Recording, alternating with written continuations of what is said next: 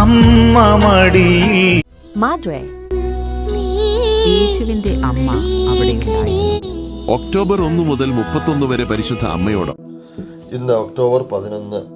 വിശുദ്ധ അൽബത്തോസ് ഒരു വൈദിക വിദ്യാർത്ഥിയായിരുന്ന കാലത്ത് പരിശുദ്ധ അമ്മയോട് അതിയായ ഭക്തി ഉണ്ടായിരുന്നു. എന്നാൽ കുറെ കഴിഞ്ഞപ്പോൾ അദ്ദേഹത്തിന് പഠനത്തിൽ വലിയ ബുദ്ധിമുട്ട് അനുഭവപ്പെട്ടു. കൂടാതെ ഡൊമിനിക്കൻ സന്യാസ സഭാംഗമായ അദ്ദേഹം സന്യാസ ജീവിതം പരിത്യജിച്ചു പോകുവാനും മനസ്സിലൊരു ആഗ്രഹമുണ്ടായി. ഒരു ദിവസം പരിശുദ്ധ കന്യക അദ്ദേഹത്തിന് പ്രത്യക്ഷപ്പെട്ട് അദ്ദേഹത്തോട് ഇപ്രകാരം അരുളി ചെയ്തു: മകനെ, നീ സന്യാസ ജീവിതത്തിൽ നിലനിൽക്കുക.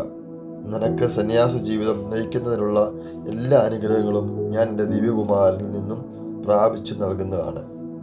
വിശുദ്ധ അൽബത്തോസ് തൽഫലമായി സന്യാസ ജീവിതം തുടർന്നു നയിക്കുവാൻ തീരുമാനിച്ചു. അദ്ദേഹം പിന്നീട് വലിയ ഒരു മരിയ ഭക്തനായി തീർന്നു. പഠിക്കുവാൻ വളരെ വിഷമിച്ചിരുന്ന അദ്ദേഹം അഗാധ പണ്ഡിതനായി. ലോകം ദർശിച്ചിട്ടുള്ളതിലേക്ക് ഏറ്റവും കഴിവ് തികഞ്ഞ വിശുദ്ധ തോമസ് അക്വിനാസിൻ്റെ ഗുരുഭൂതരാകാനുള്ള ഭാഗ്യതയവും അദ്ദേഹത്തിന് സിദ്ധിച്ചു. മരിയ ശാസ്ത്രത്തിൻ്റെ മൽപ്പാൻ എന്നാണ് വിശുദ്ധനെ അറിയപ്പെടുന്നത്. നമുക്ക് പ്രാർത്ഥിക്കാം.